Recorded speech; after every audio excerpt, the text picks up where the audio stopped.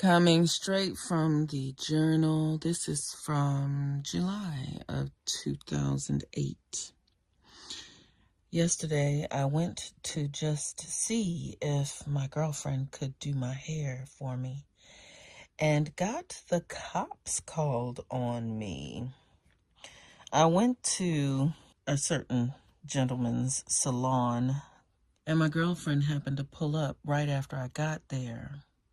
I went to come in and get my hair done, and the manager said, "You're not allowed in here." I said, "Says who?" She says the head honcho and the police. I just called them. I rolled my eyes and went back to the back and told my girlfriend that I had to leave the shop. She said she was coming outside to talk to me. We went to the subway a couple of doors down and sat down to talk. While we sat, a police officer came in and asked if I was the young lady from the salon and the altercation. I said yes. He asked us to wait a minute while he went to the bathroom. After he came out, he asked to see my ID. I eventually gave it to him after much protesting. He warned me to stay out of the salon. He told us he could tell it was bull fertilizer. He said it differently. He said, "Don't worry about it, that it is not going on my record. He just had to write the report." My girlfriend told him all the details of why the manager has a problem with me and how I didn't do or say anything to her. Anyway, now that I look back on the situation, it is clear to me that this was simply confirmation that my girlfriend was a seasonal person and her season is past. If I continue to push to spend time with her, I will suffer for it. I have got to learn to follow my instincts. Okay, so the message in that lesson is clear. When a person's season in your life is past, the time for the thing that God needed to use them in your life for whatever purpose is gone, you need to let that person go. People come into our lives for a reason, a season, or a test. And when we blur those lines, it causes trouble and complications for us. Okay, so I'm going to explain. So, or I'll give some examples, right? So, this girlfriend of mine that I went to the hair salon to see her, she came into my life for a season. God used her to bring my beauty out. And I will get into that a little bit later. The owner of the hair salon that she was working at, God brought him into my life for a reason, and he also came for a test. Okay, so let me break down his part first. So I was going through a trial at that time. I was about to be homeless with my child. I had a young child with me. My son was like 9 years old at the time, 9 or 10. And I had a job, and the place that I was renting the basement from out of this woman's house, and she abruptly put me out. Like, just gave me a couple of days notice, and I had to pull it together. And so I didn't have time to find a place or anything, and I was living in a place where I didn't know anyone. God had told me to follow him, leave my home, and I went to a whole nother state, a whole new city, because I just did a trust free fall on God. Okay, I felt like if he could keep me where I was, then he could keep me anywhere, so I may as well go where I want, and that's what I did. So this man, I was working in a hair salon, and this girl was my girlfriend. She was a hairstylist at that salon that we both worked at. But things were getting ugly at that salon. The owner didn't want to pay me. The owner didn't want to pay the stylists. He was just, the conditions weren't good for us, right? So this other guy started coming around. He was a business owner. I guess he was checking out the competition. I don't know. But he took a liking to me, was always flirting with me. And my girlfriend, who was a hairstylist there, she saw that, he was trying to put the moves on me and saying all kinds of little slick things or whatever. And, she noticed that, the kind of car that he drove and the things that he wore and the fact that he had several businesses in the area. She was like, oh, he got money. So that was attractive to her and all that kind of stuff. But those types of things aren't an attraction for me. I like to get to know a person's heart. I want to know who they are. Like, none of those things mean anything to me if you're rotten on the inside. So anyway, he's coming around and he's like, oh, y'all should come in and work at my shop, and I'll pay you better. I'll treat you better, this, that, and the other. So my girlfriend goes to work in his shop. She takes that deal. And then my home situation blows up and I'm all of a sudden homeless with my child. So my girlfriend is telling me, girl, you should just come up off of that celibacy and, give it up to him, because he was offering for me to manage one of his companies and offering to get me an apartment or let me stay in an apartment in the downtown area. And he had a BMW or something like that. He was going to let me be riding around in, if I would just get on my knees and allow him to have his way with me. And I would not.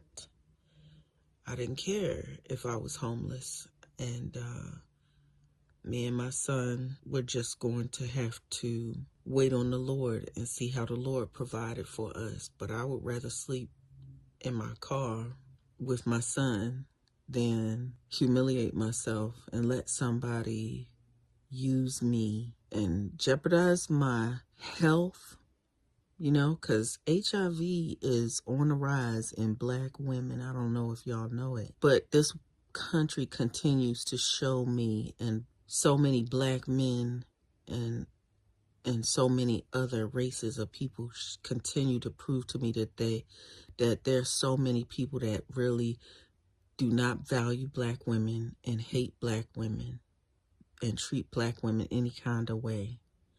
And sisters, we really, really, really need to wake up and stop catering to everybody else and stop taking care of everybody else and stop loving everybody else and stop taking the bullet for everybody else and not caring about ourselves and allowing these men to do anything they want to us and continuing to just be so hungry for love that you don't even recognize when somebody is throwing you slop.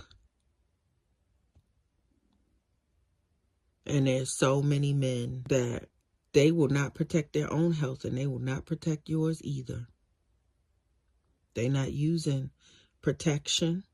They're having intercourse with other men raw, and then they coming home and having intercourse with their wives who are faithful and giving their wives HIV. HIV is on the rise in black women. HIV is on the rise in housewives, faithful housewives. So if these men are giving it to their wives, and you're just a side chick, or you're just a woman that he's dating, no glove, no love. I'm just saying. And really, honestly, that's for those of y'all who you want to have your cake and eat it too. You want to be out here having intimate relationships. But for me, honestly, right now, I can't love anybody until I can love myself. I shut everybody down. I shut everything down. Nobody's getting any love from me until I know how to love myself right. I can't help you. I can't help you. I can't do anything for you until I know how to love me right. And it's taking some time that I am worth investing time in healing my heart and healing my soul and healing my mind. So anyway, that's all I'm going to say about that. But this guy wanted me to give, him intercourse and become his intimate plaything. And he would do all those things for me. He wasn't, bad to look at, hard to look at, or anything like that, And he had it from the world's standards. He had it together. Oh, Lord. But you know what I really, really could not get over? I just remembered this. This guy was a minister. Ugh. Just the scum. Anyway, he was a minister in a church in Atlanta. I may as well go ahead and say where I was. And yeah, so he had this real estate business that he had a hair salon, he had a wing spot, he had all these different businesses going on. He had all these different luxury cars and all kinds of stuff. And he probably was even married. I have no idea. I was not interested, child. I was not interested in getting caught up in that web of yuck. But anyway, my girlfriend was like, pushing me. Look at your situation. She was like, look at your situation. And the quickest distance between two dots is a straight line, honey. Make a beeline for him and get you and your son a place to stay. So the reason why he was introduced into my life, first and foremost, I think, was for a test to see. God wanted to see my character. If I'm in a hard situation, am I going to choose the easy way out? Am I going to choose to fall for the temptation? Am I going to choose what the enemy, the special delivery, Federal Express package delivered right straight to my job, in my face? Am I going to choose that? Or am I going to wait on the Lord and see what God works out for me and keep my integrity, keep my dignity, keep my health? Because who knows what else he had besides, his apartments and his cars and his money and his businesses. He could have had some kind of sexually transmitted disease as well. I don't know. I don't care. I'll never know. Thank you, Jesus. Anyway, so that was the test. All right. And of course, well, not of course, because y'all don't know me, but I said no. Okay. I said no. And I stood 10 toes down in that, because there was this feeling, this knowing inside of me, because of what God had shown me and told me. God had spoke to me, and he told me that he loved me. And he told me that I am his child. And he told me that he approved of me. When I had that vision, when I spent that time with God and I felt him, I ran into his embrace. I felt him put his arms around me, and I felt him kiss the top of my head. That changed me for the rest of my life. And I knew no matter what trial I was going through, I don't ever have to stoop to that, because my God loves me. And I have a God that's greater than these circumstances. I have a God that is greater than any problem that I have. And I never have to do that to get what I need. And I stood on that. So that was the test. Because you don't know what's in you until you're put into a situation when what's in you has to come out, right? And a lot of people talk real big about, oh, I would never do this, or I would never do that, or I wouldn't do this, or I wouldn't do that. But put a little squeeze on their life, and you'll see what comes out of them. So the reason that guy was there was because he did provide shelter for me and my son. Even though I refused his advances, he put in a call to his sister, and he asked his sister, could me and my son stay with her for a little while? And he actually did he paid her. He gave her, like a couple of $100 to put us up. And, maybe in his mind, right then and there, I was saying no. And, him setting me up with her and putting me in that spot still gave him access to me. And he was just going to keep on working on me and whatever. I don't know what he was thinking. But I have noticed that, God will use wicked people to bless his children. The wealth of the wicked is laid up for the just. And so people can be wicked in their hearts and wicked in their intents, and God will siphon that money right up out their pocket and make them help his child, even though their motives are wrong. He will work right around their little dirty motives and still get you what you need. That's something that I've just noticed about God. But you have to stand in your integrity. You have to stand on your principles, and you don't have to shout to the top of your lungs, I'm not going to do that. I'm a child of God. You look at what you asking me. It does not take all that. Just say no. If you're really his child, and you really believe it, if you really believe that God is going to come through for you, and you really believe that you don't have to stoop and humiliate yourself and this and that and the other, just say, no, thank you. I'll pass. And you keep on walking. I don't have to shout to everybody that, God loves me, or that I'm his child, and, they ought not to do this and that and the other. You know what? God will show up and teach them that lesson. I don't have to say nothing. God is my vindicator. God's word says vengeance is his. And he says that he'll vindicate us, So I don't have to make a scene. I don't have to get ugly.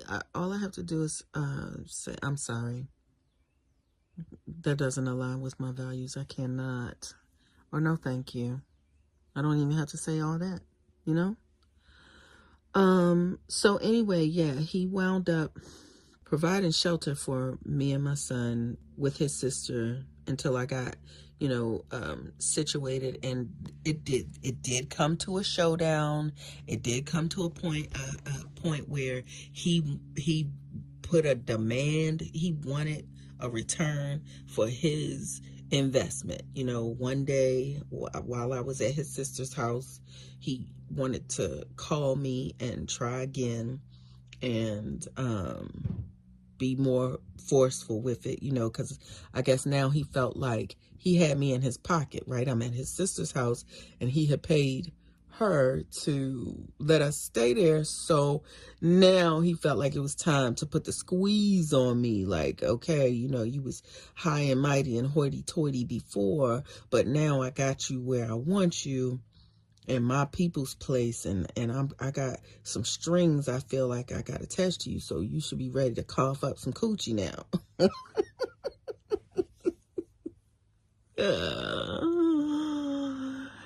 And that's when the old me showed up and told him I'll never think about sleeping with a BA like you. You know what I'm saying?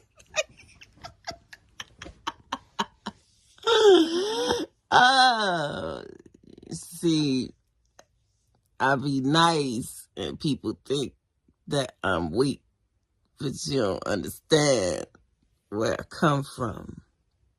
I was raised in the fire. I was raised by a Marine drill sergeant. Cursing was one of my first languages.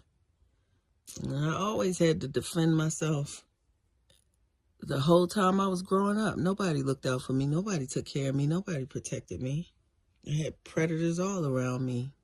You'll never know it. You meet me, you be around me, you think that I'm the most fun, loving, uncomplicated person you ever met. Like you can see straight through me. I like being transparent. I don't like being a manipulative person. I don't like all of that stuff. And so I don't do things where I need to be like that. I like being uncomplicated. But I can peep the game when it's coming at me. I can see the bull fertilizer when it's coming, And if you make me put you in your place, I'm going to put you in your place. It doesn't matter if I'm talking to a man, I'm talking to a woman, I'm talking to a demon, I'm talking to Satan himself. I don't care. If you make me put you in your place, I will put you there. And it will be over. So this guy, he thought that I was just this nice, sweet, innocent thing that he could just handle and use and do whatever he want to, but I'm not.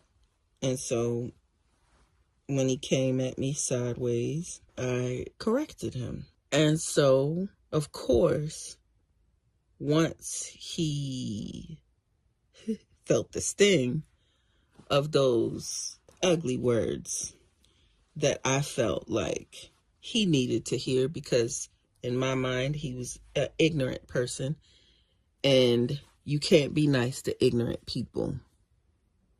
They don't understand. So I had to come from a place where he could understand.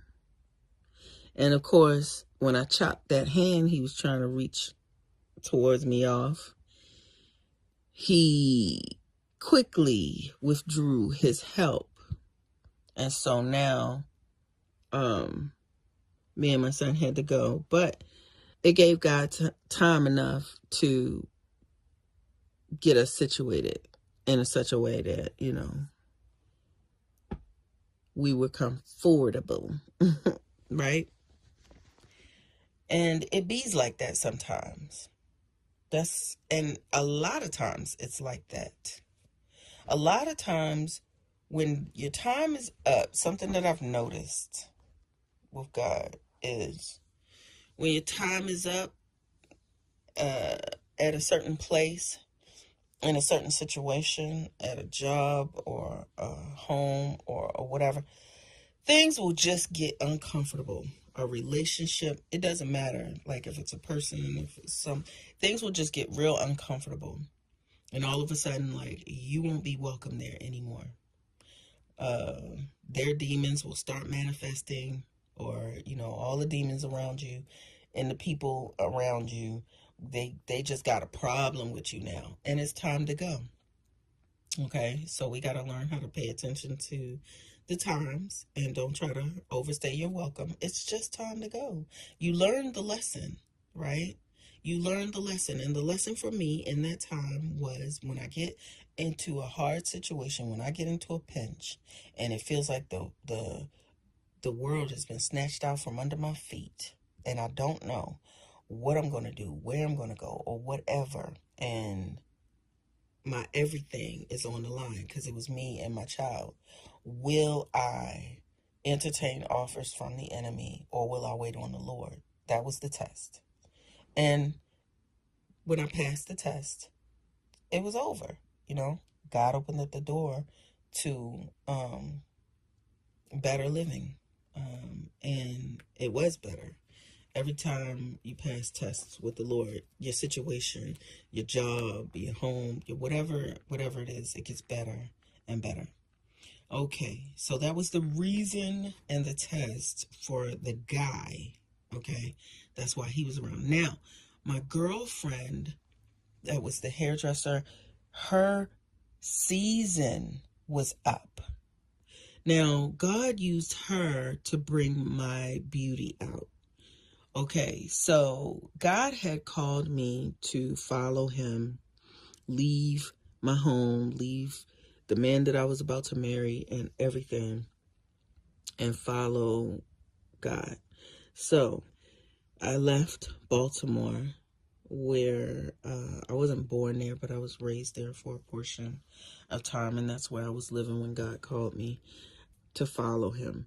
So left there, and I went to Atlanta, and I figured if I had to start all over again, I may as well go someplace that I want to go. And I had discovered Atlanta when Katrina happened, and I just fell in love with that city, and so I figured I may as well go someplace I like. I had cut all my hair off, and so my hair was virgin. I didn't have any kind of chemicals, relaxers, or anything in my hair. And I would just keep my hair in braids, or I would wear wigs. So I was doing that, and I wasn't worried about my hair. I didn't care. I was worried about getting a job and taking care of my son and all that kind of stuff. But at this particular time, and then too, I was really pressing into my relationship with God, discovering him, because he told me to follow him. And I was really just leaning into my relationship with the Lord. So I really did not care about my appearance. I was worried about getting my life together because I was starting all over again in a new place, and I didn't have any support. I didn't have any support even living in Baltimore around my family, because my family is not a supportive family. They're very dysfunctional, very cold, very selfish, and very conditional, all that kind of stuff, right? So I was very self-reliant and worried about getting my life together. And I definitely, like, when I am like that, when I'm going through times where my life is all a shambles, the last thing I'd be worried about is a man or trying to get into a relationship.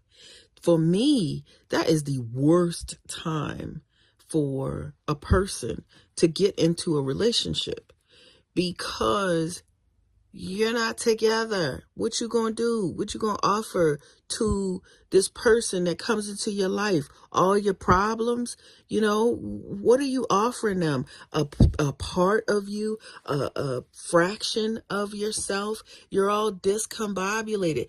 Get yourself together. You're not in a place where you could have a healthy relationship, because you're not healthy. If your heart, your mind, your emotions, your finances, all of that kind of stuff are not together, you're offering somebody else like a fraction of of yourself. And that's not fair to them. You might not even like them anymore once you get yourself together. You get with somebody, you all broken up. And after a while, you might not even like them anymore because they was attracted to the broken version of you. And so they're in a broken place themselves. So anyway, the last thing I was worried about was a relationship. And I really did not even care about my hair or anything. I made myself presentable. I made sure I was clean. And that was it. I wasn't worried about no lashes. I wasn't worried about no nails. I wasn't worried about, none of that stuff. Just go to work and take care of my child and get my life together. What's the plan to come up from the bottom? Because I was starting all over again. So anyway, God put me in a position where I got this job at a hair salon as a receptionist. And the stylists there, once they saw, they was like, girl, why you wear a wig every day? Like, that's embarrassing to us. That makes us look bad as stylists. They're like, when people come in here, everybody's hair needs to be fierce. They like to make people want to come in and get their hair done here, and so the ladies there, they all wanted to take turns doing my hair so they could show off their skills, right? So they could, when people would come in and see my hair looking fabulous, they'd be like, oh my gosh, who did your hair? And I could be like, oh, so-and-so over there, whatever. She did my hair this time, and so they were begging me, because when they saw, took off my wig, and then they saw that I had been growing my hair for 2 years and it was virgin, they went crazy. They was like, oh my gosh, they just wanted to use me as their mannequin, right? And so God wanted to use my girlfriend to bring my beauty out, because I did not realize how beautiful I was. I come from a dysfunctional family where nobody cared about my feelings. Nobody cared about my well-being. Nobody cared about my mental health. Nobody cared about, me knowing how special I am, knowing the gifts and the talents that are inside of me that I have to offer to the world. Nobody in my family, I was overlooked from Jump Street, okay? So I didn't even know how pretty I was or any of that stuff. And so God wanted me to see how beautiful that I was, because what I've come to know about him is he is very beautiful and he is very loving and he loves his children. Like, he gave me a vision one day of how he looks at us when he sees us, the way that makes him happy to see us. I saw a little girl, a little toddler, and I guess he was showing me how he looked at me. I saw this little baby girl that probably was about 2 years old, maybe 1 going on 2 years old, walking around with a little baby doll dress on, hair all in pretty little braids with bowerettes and bows on each little plaid, and with the little ankle socks that fold over and have the ruffles around them, and the little pretty little baby shoes, and skin all shining and moisturized, and that baby, she looked like somebody loved her, took pride in making sure her hair was done and pretty. That baby girl was so cute. She was so cute. And he was just like beaming with pride. Like, that's, yeah, that's my baby. Like, that's how God likes to see us when he wants to see us happy. He wants to see us loving ourselves, taking care of ourselves, self-care. Like Jesus did self-care. He took time to meditate. He took time to pray. There were times when the disciples could not find him, and everybody was looking for him, and they was like, wait, where was you? Where was you? Everybody's looking for you. The Lord Jesus did self-care, right? And so, and that's not to say that when we're going through our roughest times and our toughest times, and we're, going through the dark night of the soul, God wants us to put some fake plastic smile on and act like everything is okay. No, that's not it. Okay? Yes, he can be our joy while we're suffering, because we can remember that even though I'm going through this hard time, he loves me. He's with me. He's not going to let this be the end of me.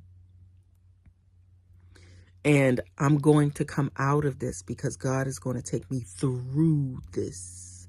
I'm going through this. That means I'm going to come out on the other side.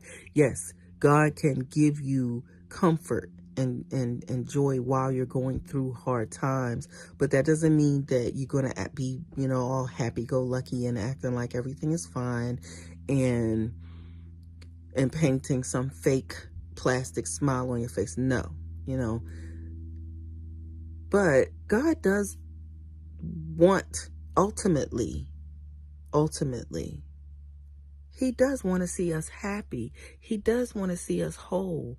And he does want to see us taking care of ourselves, Anyway, and so I had been trudging through life, just, man, it was like being on the bottom of the sea with cement shoes on.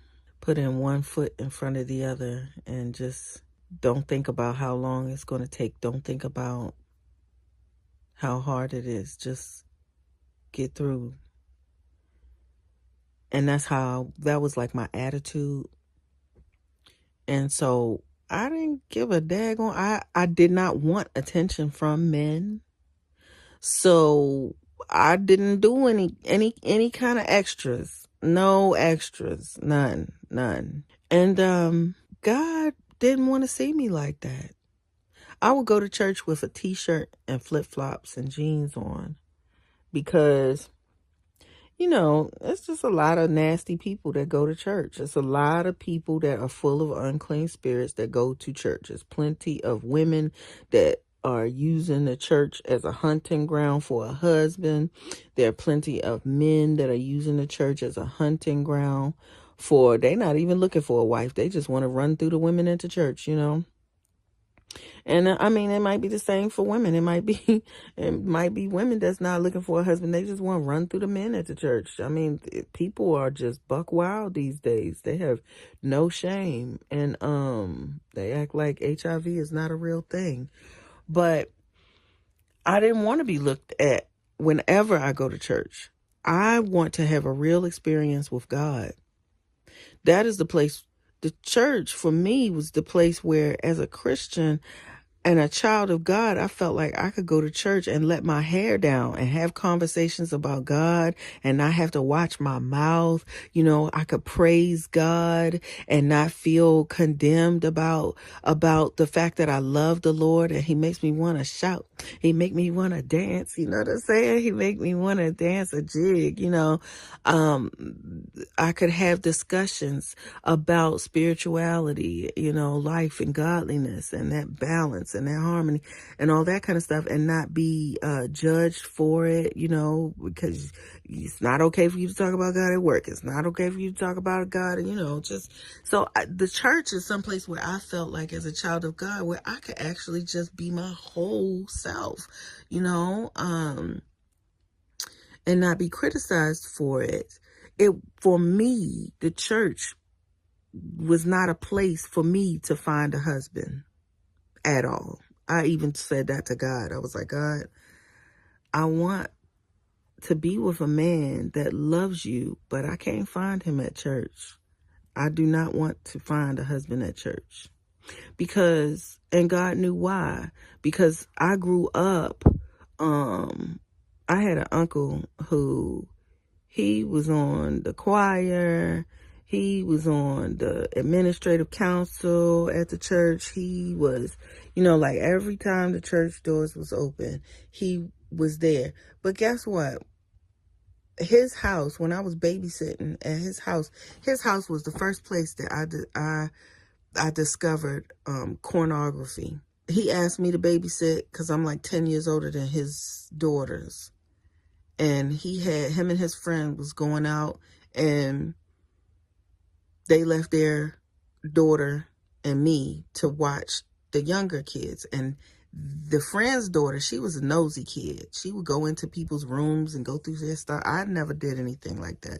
If I babysat or, was left in somebody's house, I'm trying to see what kind of DVDs, what I could watch on the TV. And yeah, I'll go in the refrigerator and fix, food for me and the kids or whatever. But I'm not going in people's bedrooms. I'm not going through people's stuff. I just was never like that. And so she disappears and comes back with this box with 3 X's on it. And she was like, you want to watch a movie? And I had no idea. Because I think I was like 14 at the time or whatever. I had no idea what I was, saying yes to. But I was like, yeah, She puts the movie from that box in. And oh my goodness, what my eyes saw. It was, it was what it was, right? And then come to find out that this same uncle, even though he was married to a woman, he really digs dudes. Drove his wife crazy because she thinking there's something wrong with her because he don't want to touch her and this and that and the other. And I don't know what happened to her. I know she was off on drugs and stuff like that, but just ruining women's lives, pretending, and so that made an impression on me. I was like, on the outside, he looks like a good man, father of, his children. He got children and he got a wife and he at the church every time the church doors open. But every time, behind closed doors, he on his knees, getting it and loving it. And you know what? Why involve other people? If that's what you really like, go do that. Go be that. And see, that's the kind of stuff that I'm talking about so many people just treat black women like trash. Why you had to tear her life apart to hold up the curtain so you could be like that? Just go be that. Don't nobody care. That's your life. Go do you, boo-boo. You supposed to be a man. Why you gotta stand on a woman and trample a woman? Just go do you. Anyway, black ladies, that's why I'm saying, or that's why I said earlier, I'm not taking care of nobody else until I learn how to love me right. Nobody else can get nothing from me. I'm sorry. I am closed. Everything is closed. Renovations. It's some major renovations. We are closed for renovations. I, as a black woman, am putting the sign on the door. I am closed, even to black men. I'm not, I'm not even sorry. I'm not sorry. Black women have held everybody up. Everybody has taken everything from black women so y'all could get stronger, so y'all could look better, so y'all could have some flavor, so y'all could know what's stylish, what's good, what's this, what's that. Copy, copy, copy, take everything. Even black men love to hate I'm not going to say all black men, but there's a lot of black men that love to hate black women. Your mother included. Because you want to be us. And you know what? We don't even be trying to be us. We are so magical. We don't even be trying. And we fabulous. Even in our downtrodden, downgraded state. Where everybody's standing on us and harvesting from us and taking from us. So they can look better, feel better, act better, this, that, and the other, and all that kind of stuff. And do better in life. What would it be like for us as black women to pour into ourselves what we've been giving everybody else freely? To love ourselves the way we've been loving everybody else. Now, I'm not saying throw your kids to the wolves. But yes, I am saying shut all the doors, batten down all the hatches, and just take care of you and your children, and nobody can come in. If you are not married, if you do not have a ring on your finger, and even if you do have a ring on your finger and he is not treating you right, everybody got to go. And just stand on your own and let God build you up and show you how beautiful you are and love yourself and bring your beauty out. Oh boy. Oh boy. This world.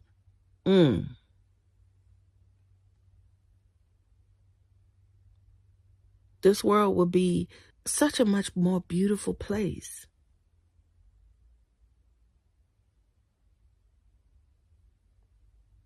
If the least of these would stand up and heal ourselves. Because black women have always been the answer. We have always been the root.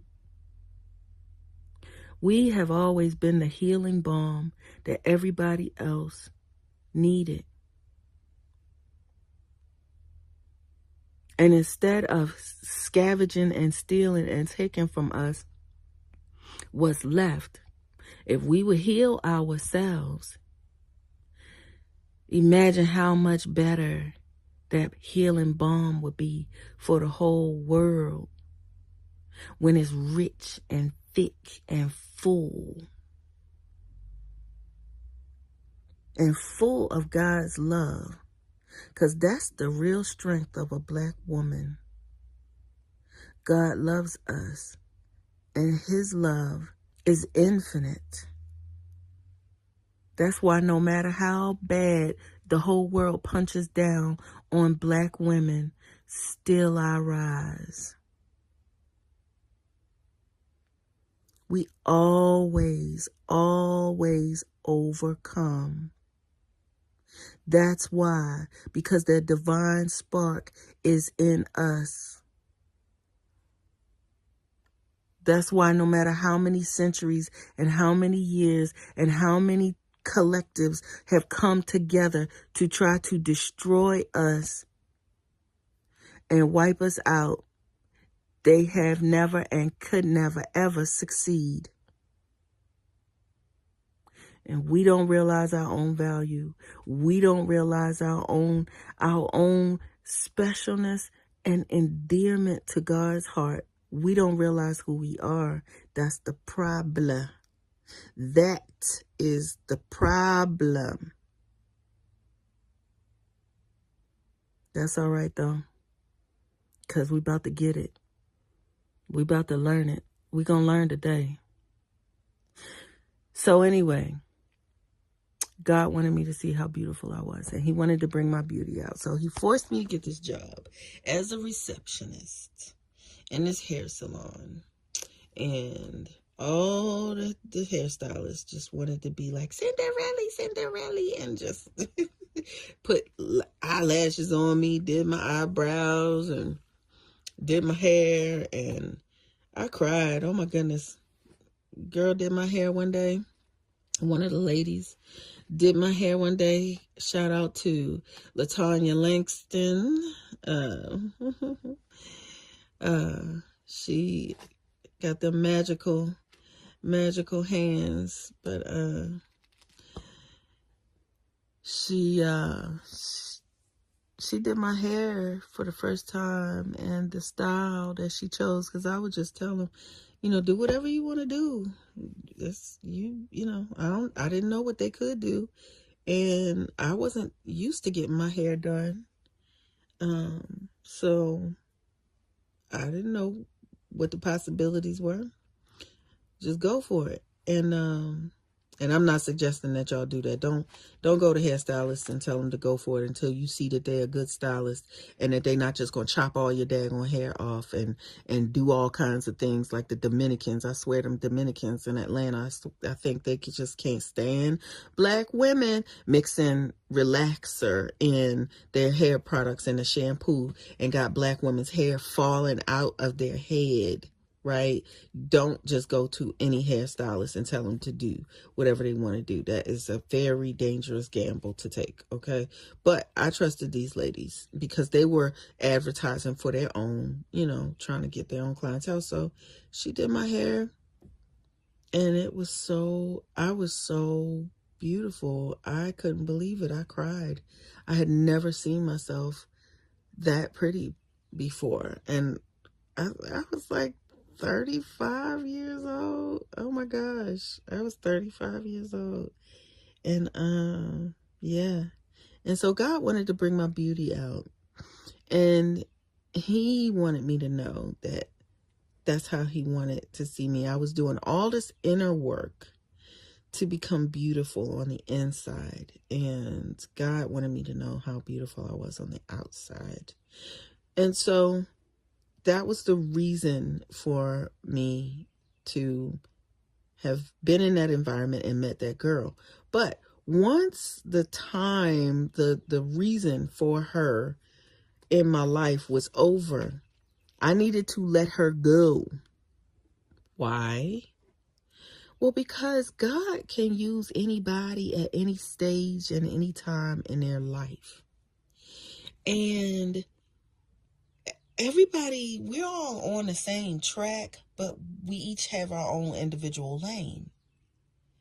And you might have a bit of information, or I might have a bit of information, or I might have some skill or something that can help somebody else on their journey, but that does not mean that we're aligned.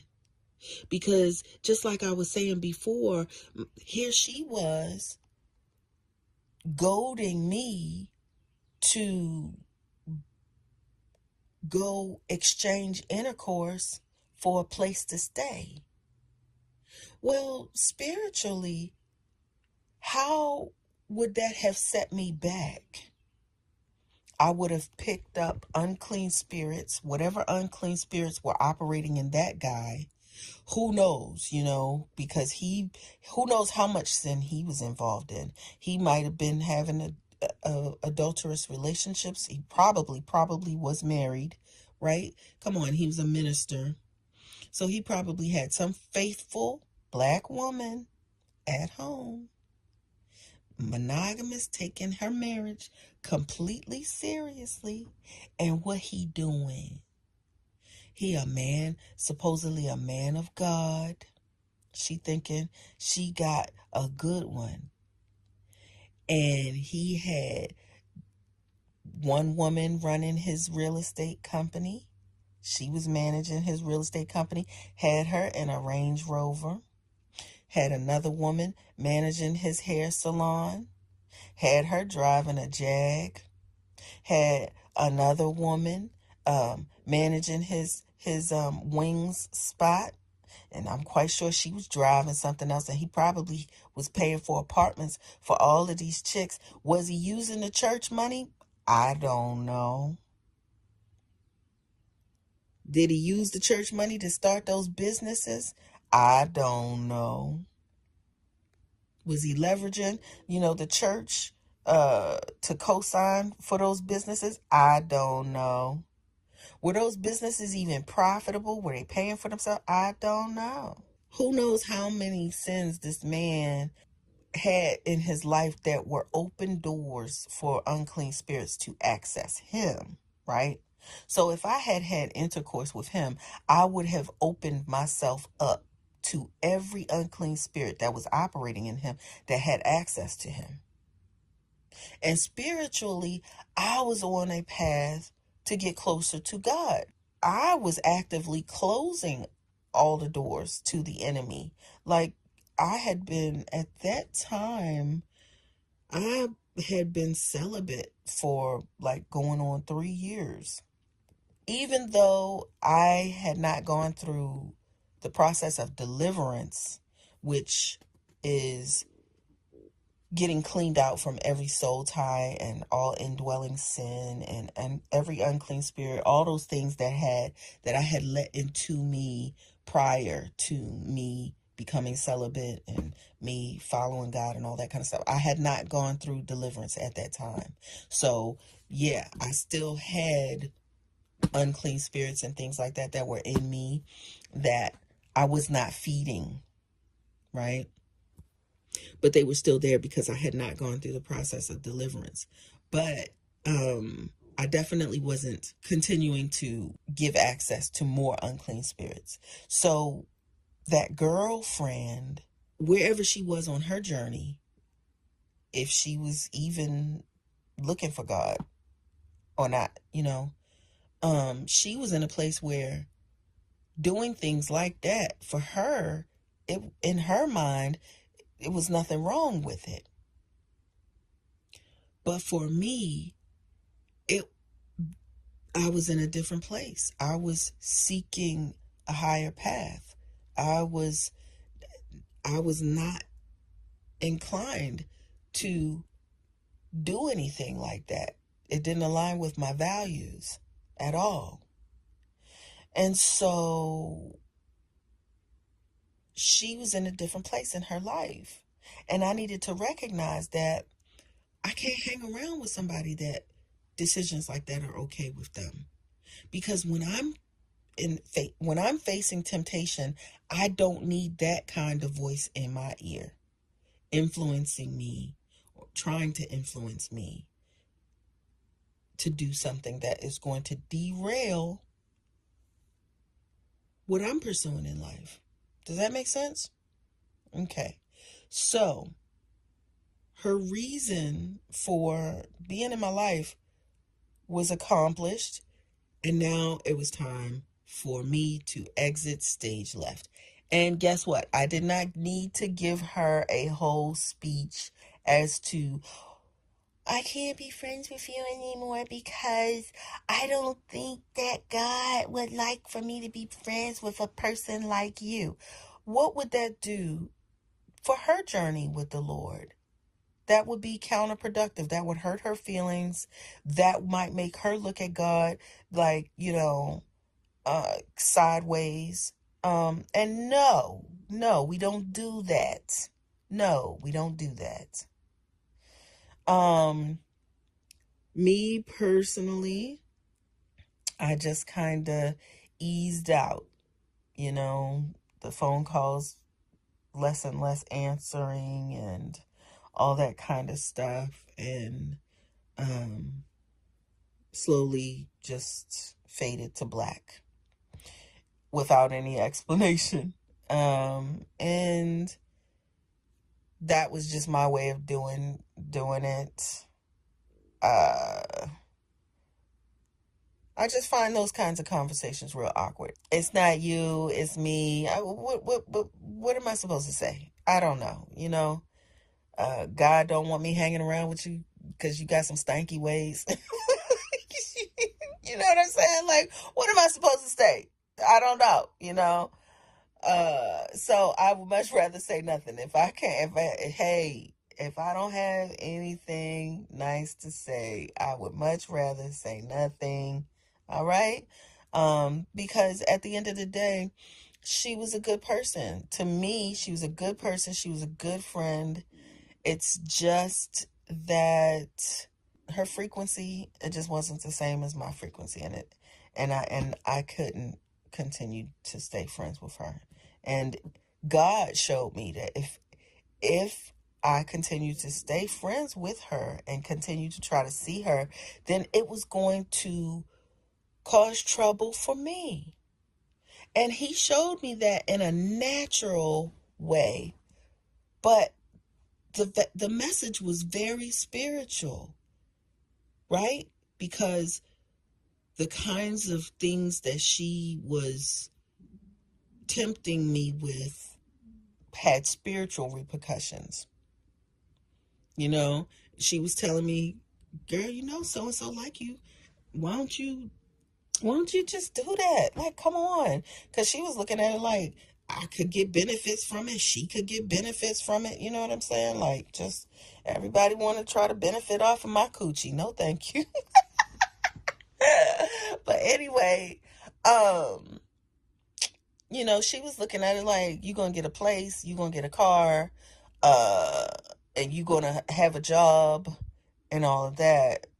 And in the natural physical world, a home, a job, a car, you know, those are things that definitely will benefit your situation.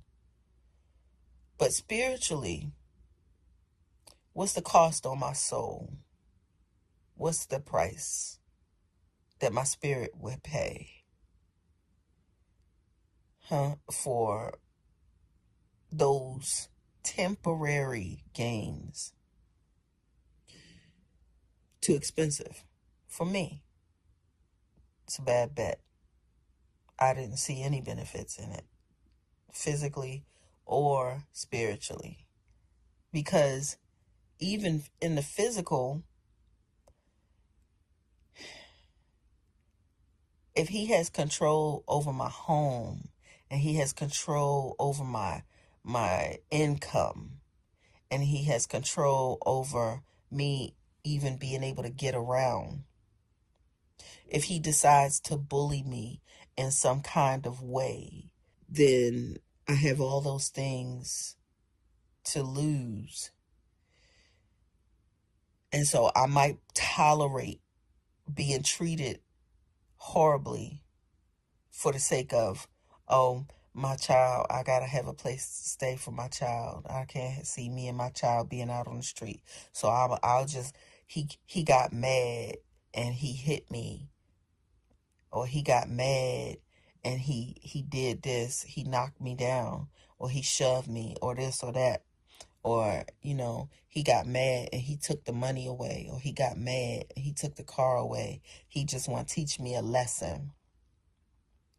He got mad and he, you know, this, or, what if he had some nasty Epstein kind of habits or fetishes where he want to, or P. Diddy type of fetishes where he want to bring his friend around and watch his friend do me. And then if I say no, both of them want to get the beating and stomping on me, and I gotta get put out and this and that and the other. Like, to me, those kinds of offers, it's a bad bet all around. And only foolish people fall for that. Or do I want to say foolish people?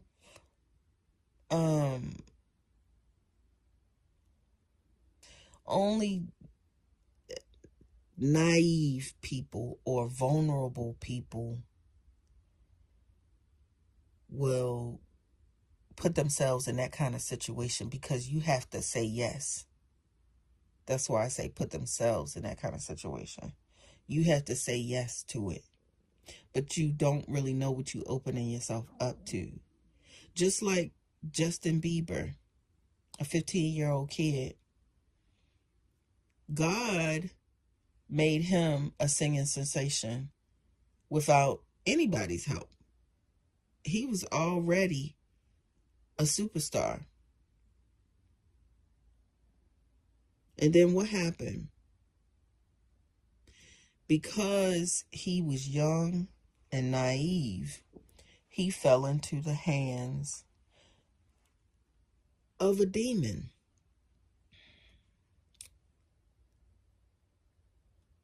"15 years old, being offered a Ferrari and a house, and just come stay the night for the weekend, and you can have this car." Only somebody that's very naive and innocent and gullible is not going to perceive there's something very wrong with this deal. And he fell for it. And look at what happened to him. He got abused horribly and blackmailed, I'm sure. "Oh, we got videotapes of everything we did to you." Got drugged and essayed and videotaped and caught in the trap.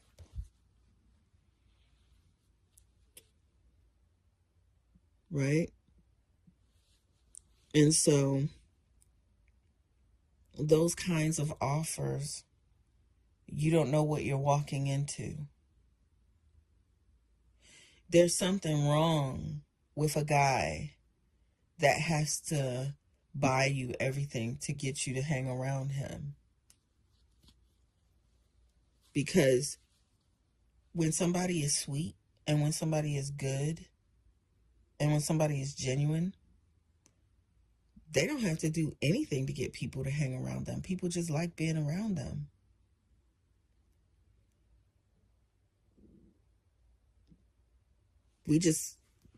There was just this court case about these 3 brothers that they were rich and they were handsome,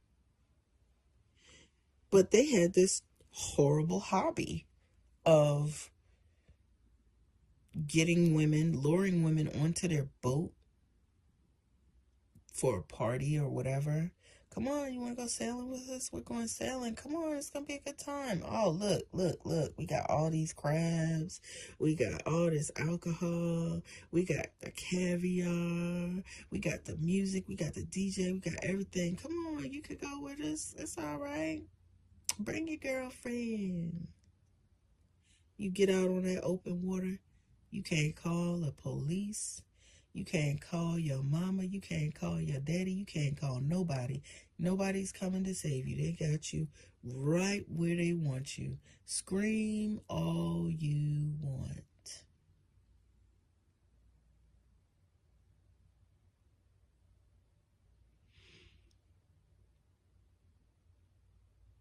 You got to protect yourself at all times.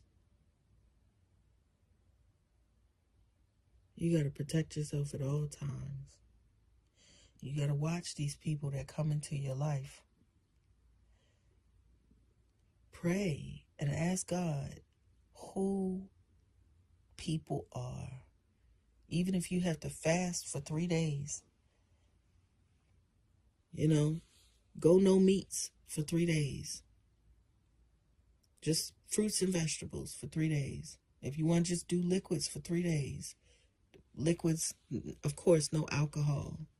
If you can do water, just water for 3 days, do it.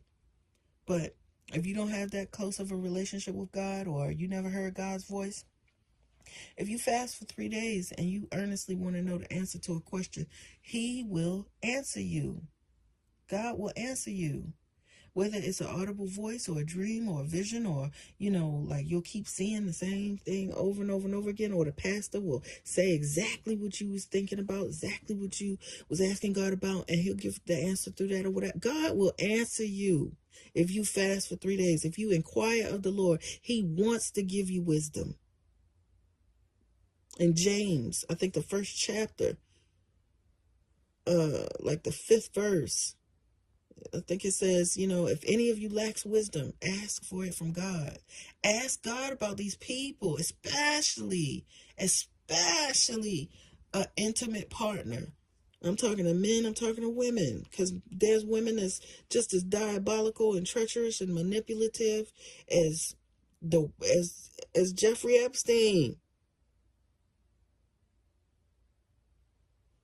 You see, Ghislaine Maxwell, it's some treacherous unclean spirits will use anybody. They will use men, they will use women. It does not matter. Ask God who people are before you make yourself vulnerable to them, and especially before you have intercourse. Oh my gosh. Anyway, this message is long enough. I think you get the point. I think you get the message. I'm trusting you with this information. I hope that you will use it wisely. Be blessed.